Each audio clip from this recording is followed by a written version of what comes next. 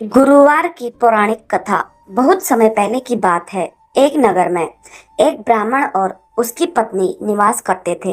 वे अत्यंत धार्मिक थे, लेकिन अत्यधिक निर्धनता में जीवन व्यतीत कर रहे थे। ब्राह्मण सदैव भगवान विष्णु की पूजा अर्चना में लीन रहते, किंतु उनकी गृहस्थी की स्थिति अत्यंत दयनीय थी। एक दिन ब्राह्मण जंगल में साधना हेतु गए। मार्ग में उन्हें एक दिव्य पुरुष मिले, जो तेजस्वी और अद्भुत आभा से युक्त थे। उन्होंने ब्राह्मण से कहा, हे ब्राह्मण, यदि तुम अपने जीवन में सुख समृद्धि चाहते हो तो गुरुवार का व्रत और कथा का पालन करो। इससे तुम्हारी समस्त दरिद्रता दूर होगी और लक्ष्मी जी का वास होगा। ब्राह्मण ने अपने घर लौटकर यह बात अपनी पत्नी को बताई। ब्राह्मणी अत्यंत श्रद्धालु थी। उसने गुरुवार के व्रत का दृढ़ संकल्प लिया। उसने नियम पूर्वक दिन भर उपवास किया, पीले वस्त्र धारण किए और पीले रंग के प्रसाद का भोग लगाया।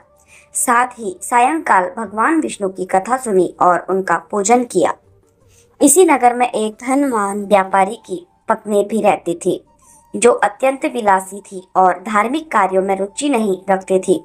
जब उसने ब्राह्मणी को व्रत करते देखा तो उपहास करते हुए कहा, क्या केवल व्रत रखने और कथा सुनने से धन वैभव प्राप्त हो सकता है? ब्राह्मणी ने प्रेम पूर्वक समझाया, गुरुवार का व्रत भगवान बृहस्पति को प्रसन्न करता है। जो भी इस व्रत को श्रद्धा से करता है, उसके घर में सुख समृद्धि सदा बनी रहती है। व्यापारी की पत्नी को इस पर विश्वास नहीं हुआ, परंतु कुछ समय पश्चात जब उसने देखा कि ब्राह्मण के घर में चमत्कारिक रूप से धन धान्य की वृद्धि हुई, तो वह चकित रह गई। अब उसे अपनी भूल का एहसास हुआ और उसने भी नियम पूर्वक गुरुवार का व्रत करना प्रारंभ किया। धीरे धीरे नगर में गुरुवार का व्रत की महिमा फैल गई। सभी महिलाओं ने इस व्रत को धारण किया और भगवान विष्णु की पूजा करने लगी। परिणाम स्वरूप नगर में सुख समृद्धि और शांति का वातावरण छा गया। गुरुवार व्रत की महिमा।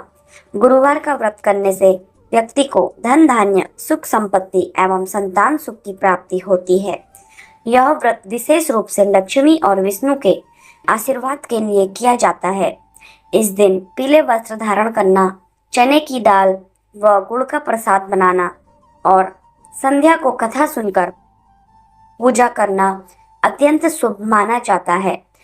इस प्रकार जो भी व्यक्ति श्रद्धा एवं नियम पूर्वक गुरुवार व्रत करता है, उसके जीवन में सुख समृद्धि एवं खुशहाली बनी रहती है।